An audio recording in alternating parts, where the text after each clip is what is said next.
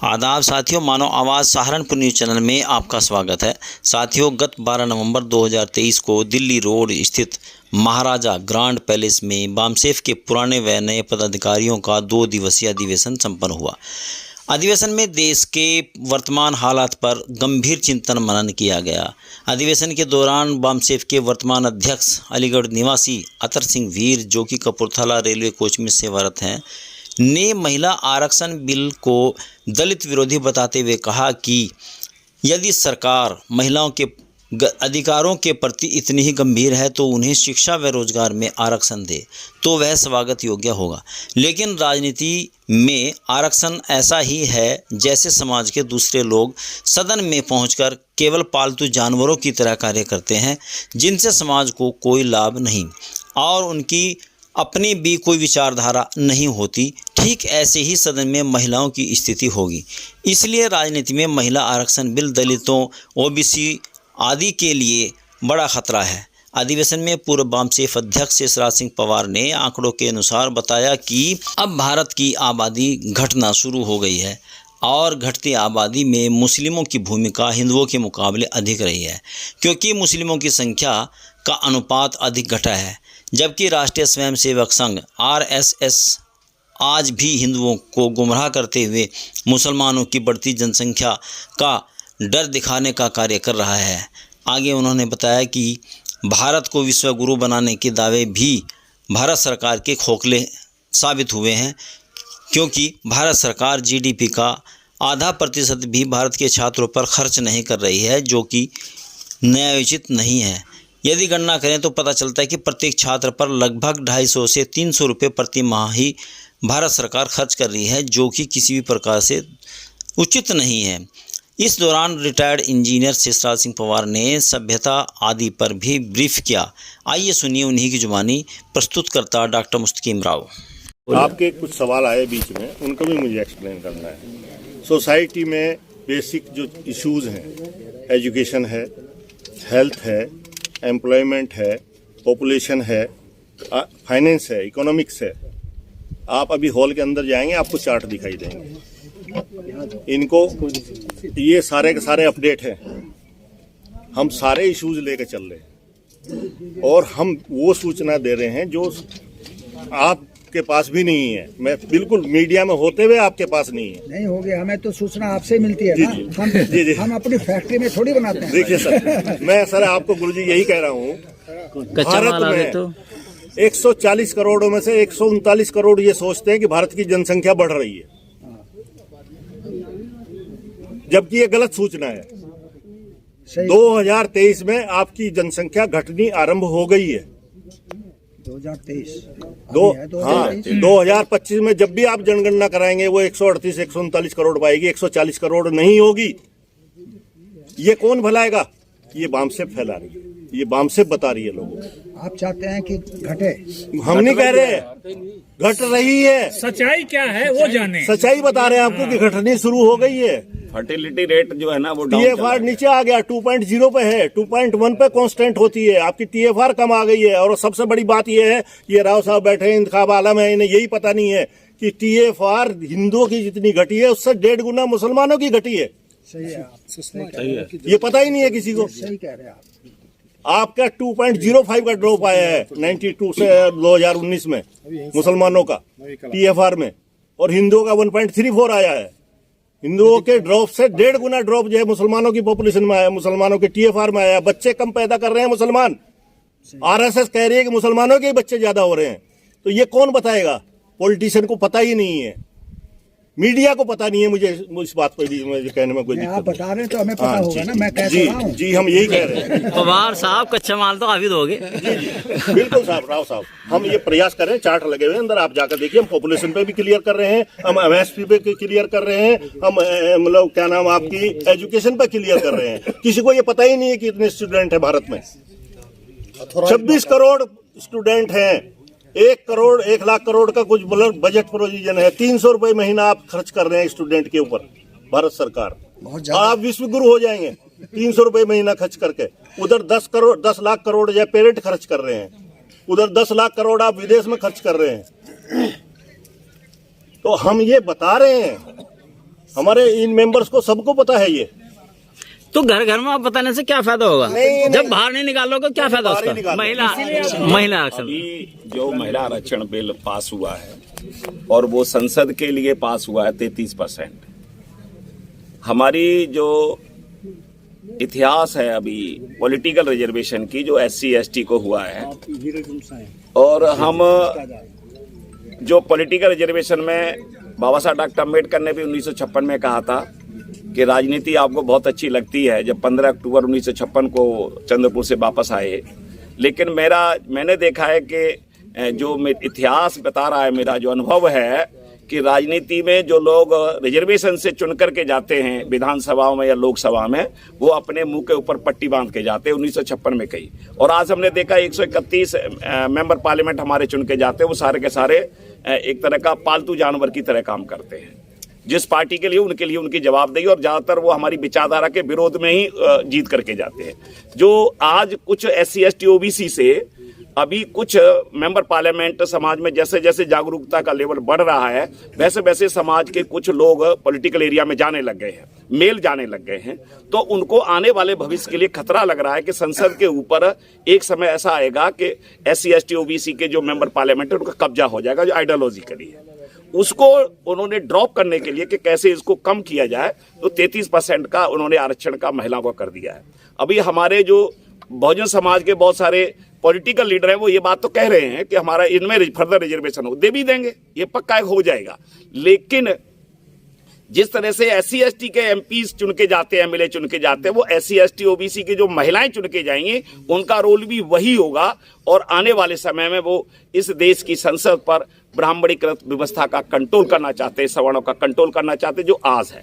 इसीलिए महिला आरक्षण बिल हमारे लिए बहुत बड़ा खतरा है। अगर महिलाओं को आरक्षण देना ही है तो आप एजुकेशन में दीजिए, आप सर्विसेज में दीजिए, बहुत सारी यूनिवर्सिटीज हैं वहां से दीजिए, उनमें आरक्षण दीजिए, जहां से एजुकेटेड क्लास जो है ना वो पैदा होती है। वहां उन्होंने देना नहीं है, पॉलिटिकल देना। थैंक यू भाई साहब, ऐसा है, आप जो महिला आरक्षण की बात कर रहे हैं, ये जो क्या कहते हैं पास हुआ है बिल पार्लियामेंट में, लेकिन इसकी अवधि नहीं निश्चित हुई है कि ये कब मिलेगा महिलाओं को। वो अलग बात है, लेकिन नहीं, ये तो 20 साल 30 साल तो भी बहुत टाइम है भाई। नहीं, ये तो एक ये प्री कंफ्यूजन है, ये प्री कंफ्यूजन है।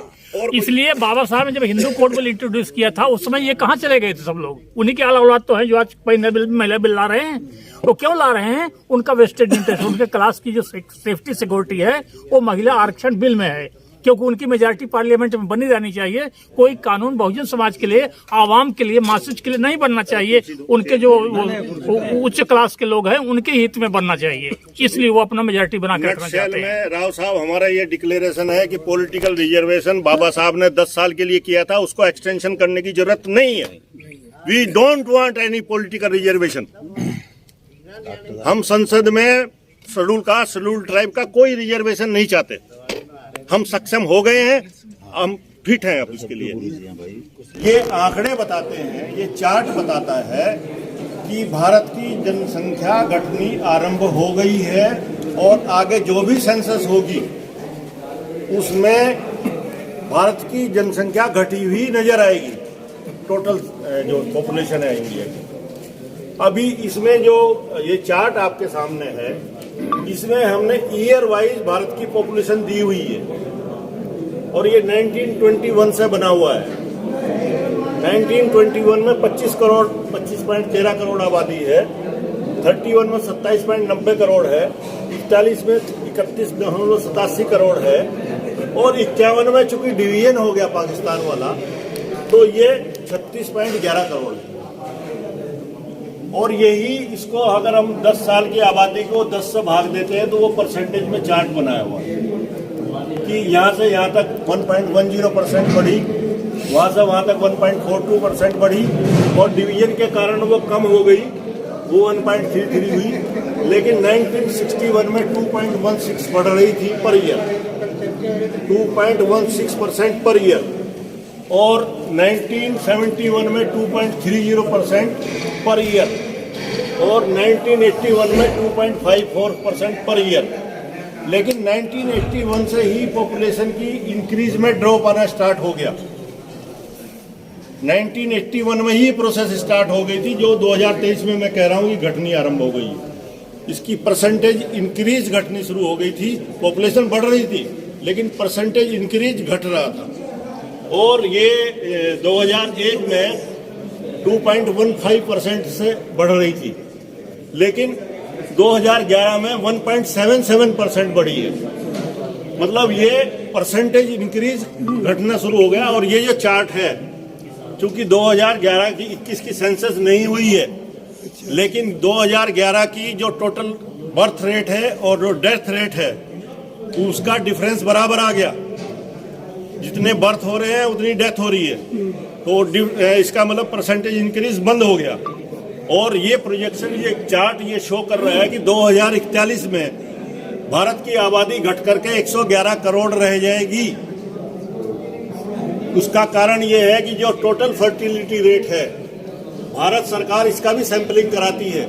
पहला राउंड 1993 में हुआ, जिसमें हिंदू के औसत बच्चे 2 मियाँ बीवी के 3.3 थे, मुस्लिम के 4.41 थे, क्रिश्चियन के 2.87 थे और सिख के 2.43 थे 1992-93 में, 92-93 में। बुद्धिस्ट और जैन की सेंसस नहीं हुई थी। अभी जो लास्ट राउंड है, 5वां, वो 2019 से 2021 में हुआ है सैंपल सर्वे। इस सैंपल सर्वे में ये निकल कर आया कि हिंदू की आबादी, जो हिंदुओं के बच्चे थे एक परिवार में मियाँ बीवी के, 3.3 से घट करके 1.94 पर आ गए।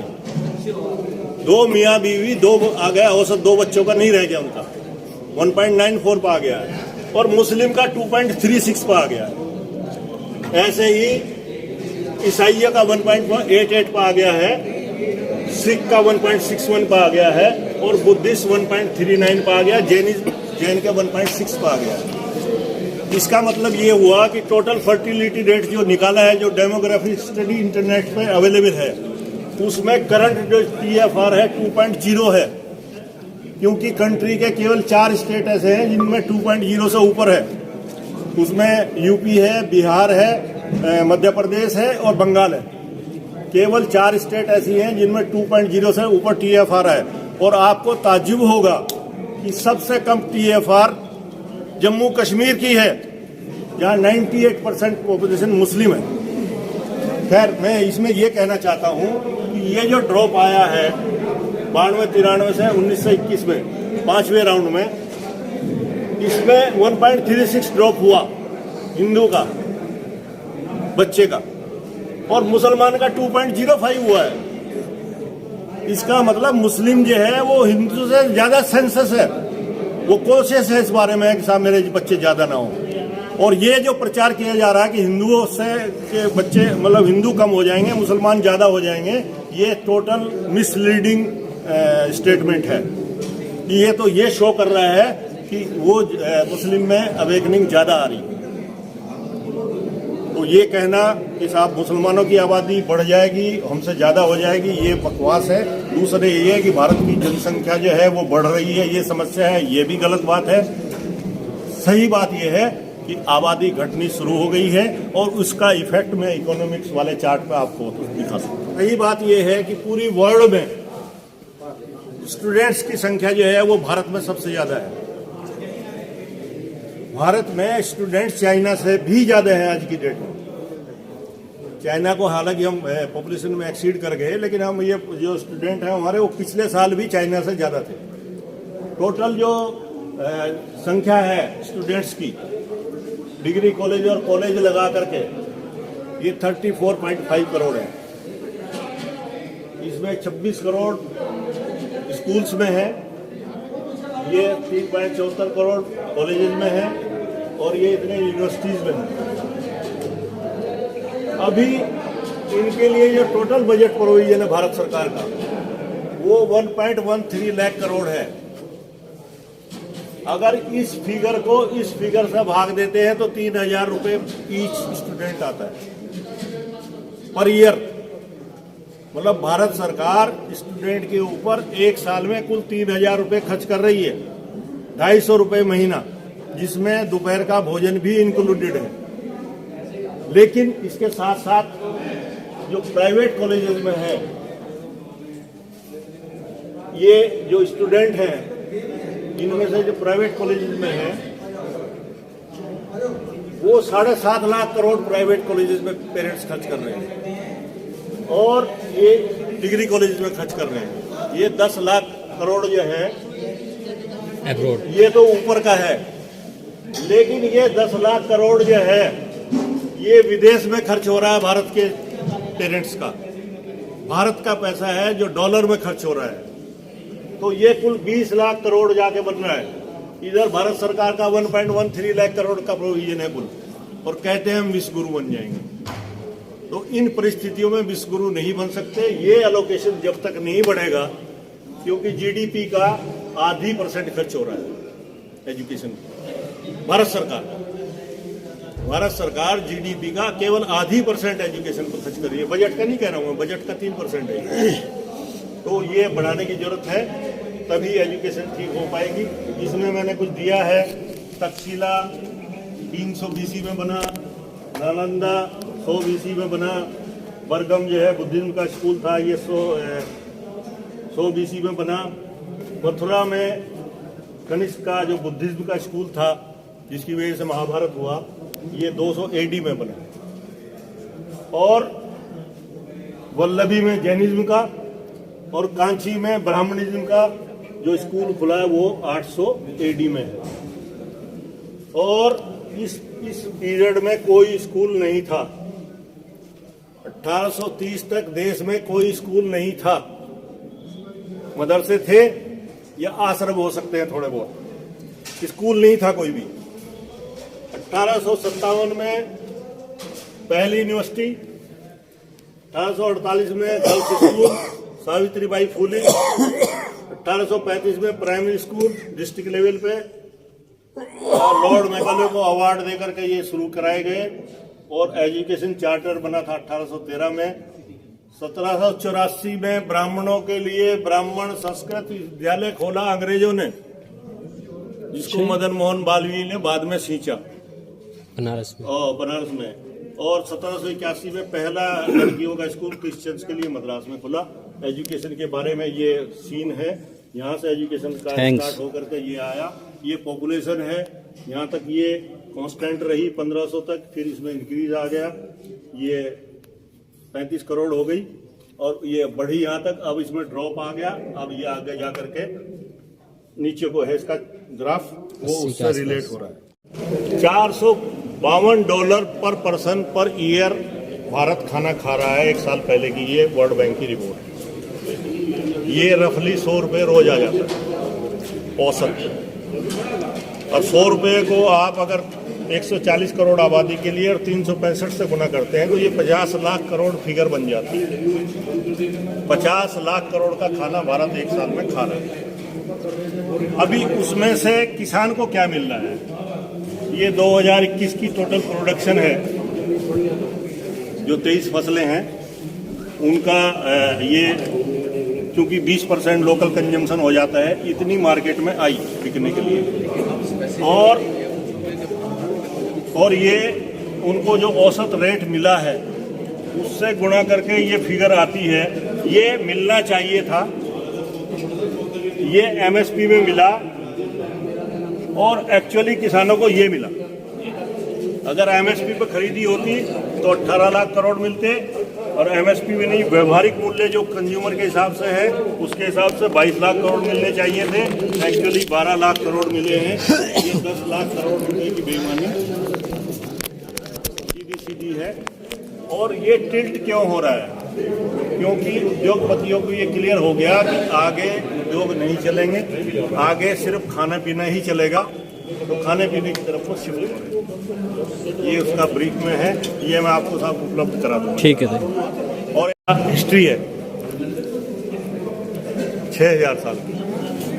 इसमें सबसे पहली बसावट जो है ये मेसोपोटामिया हुआ 3076 ईस्वी पूर्व में है। उसके बाद सिंधु घाटी 2740 ईस्वी पूर्व में है। और इस टाइम में केवल 50 लाख आबादी है भारत में, केवल 50 लाख आबादी। 1600 ईस्वी पूर्व में 60 लाख आबादी, 600 ईस्वी पूर्व में केवल 3 करोड़ 2.83 करोड़, और जब ईसा मसीह आए दुनिया में तब 6 करोड़ थी केवल। और आपको ताज्जुब होगा 1000 साल तक ये 6 करोड़ से 6.25 करोड़ तक ही पहुंची। केवल 1 करोड़ वृद्धि हुई 1000 साल में। तो ये चिंता का विषय था, इसीलिए यहाँ पे वो शैव व्यवस्था कि भाई किसी तरह से पॉपुलेशन बढ़नी चाहिए, शिव की व्यवस्था, ये सारी आ गई। और इसी बीच में ये कुछ जो बेसिक चीज़ें हैं, पहले आग जलानी ही नहीं आती थी, कांसा ढूंढा, गंधक ढूंढी, पहिया ढूंढा, लोहा ढूंढा, धान कहाँ से आया, गेहूँ कहाँ से आया भारत में, लिपि जो ज्ञान लिपि का कब आया, कागज का निर्माण कब हुआ, और फिर ये रामायण ग्रंथ कब लिखा गया, महाभारत युद्ध कब हुआ, महाभारत का लेखन कब हुआ, किस ईयर में लिखा गया महाभारत, ये रामायण महाभारत यहाँ लिखे गए हैं, ये वेदों का लेखन यहाँ हुआ है। और ये गुरु नानक देव जी कब हैं, हजरत साहब कब है, कौन सी ईयर में है, तो ये सारा का सारा एक कंपैरेटिव चार्ट है। ये बहुत देर का काम है वैसे तो